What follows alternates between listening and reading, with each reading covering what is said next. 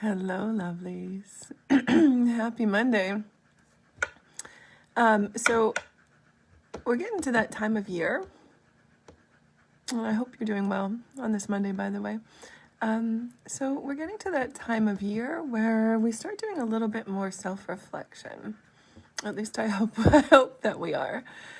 And I thought, I was kind of laughing to myself this morning because I realized what that means is I'm talking to myself about myself.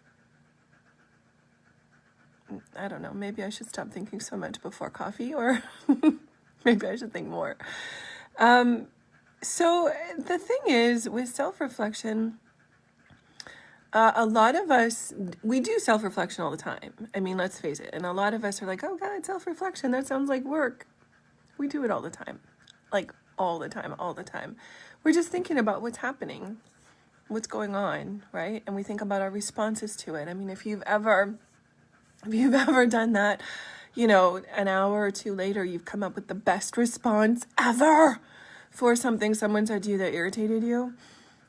Self-reflection, right?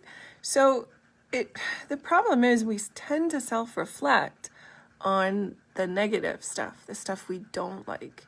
And we don't reflect on the other stuff, on the good stuff, the positive, the wins, as much as we should. And here's why it's so important. Self-reflection is where we gain the wisdom from our life. I feel like I should ask you to write that down. This is so vital, and we don't talk about this enough. Self-reflection is where we get the wisdom from our life, where we gain it, right? We don't gain it by doing the things. We gain it by the self-reflection afterwards. And self-reflection, unfortunately, as I said, tends to be on the stuff we wish we did, or we think we did badly, or the crap that happened. So I want to invite you, before the year is out, and you've got all day today, to really reflect on the good stuff. What was a win for you? So because it's nearing the end of the year, and I do this with my coaching groups, I usually have a whole couple of coaching videos where we literally talk about reflection, and we go through some different exercises where we reflect on the past year. We sort of close the year out intentionally in a positive way, and we try to glean the wisdom from the year. And I know 2020 isn't a year a lot of us kind of want to just be done with. But despite the crap, and there was a lot, I know, despite the crap, there was a lot of stuff that happened in 2020 that taught us a shit ton as well. It absolutely did. It taught us what was important to us, what we valued, what we didn't value. You know, there's a lot of wisdom in 2020, despite the crap or because of the crap. So I would invite you, and this is a great journaling exercise for those of you who like to get little prompts from me from time to time.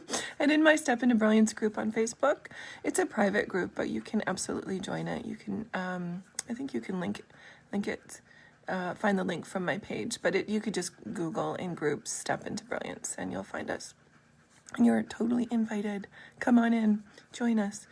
But every once in a while I post these prompts in there. So this prompt probably should, and I know I don't do shoulds very often, but it should take you a couple of entries. This shouldn't be like a 2-sentencer and done. This is when you really need to think and ruminate and let your subconscious think about, right? Because our subconscious likes to do things behind the scenes and then suddenly pop up with this fabulous insight or recommendation or thought. So here it is. What was the best thing that happened in 2020? And you'll probably come up with more than one, but we're going to not stress ourselves about a certain number. I know a lot of coaches like to do 50 things or 100 things. Let's start with one. What was a really great thing? And don't get hung up on the word best, okay? For my perfectionist lovelies out there, you're not getting married to it. You can change your mind. This is just self-reflection. What are some of the most wonderful things or thing that happened in 2020? And what's the wisdom behind it being so wonderful? What wisdom can you glean from it? That's it. That's it. And it sounds so simple, and it really is simple, but simple doesn't always mean easy. So don't stress if you kind of go and blank. Just ask your subconscious to do the work and let you know what you should be thinking about. The reason we do this, again, remember, is to try to get the wisdom out of life. And self-reflection is how we do that. So start self-reflecting on some of the things that are great so that we can, repeat the great things and have more of the great things instead of focusing on the not great things and getting more of those. We don't want that. So let me know down below what your first pop-up, what was the first thing that popped up for you when I said what was the best thing about 2020? And over the coming weeks, I'm probably going to be suggesting a few more self-reflection exercises for you, because closing out the year intentionally is a beautiful thing. And it really does help sort of go into the new year with clean, fresh, strong energy and intention. And I think that's what we all need this year, especially. So I welcome you to post below and let me know what was one of the best things that happened for you in 2020. And I look forward to seeing some of your responses, and I will talk to you later. Bye. Mwah.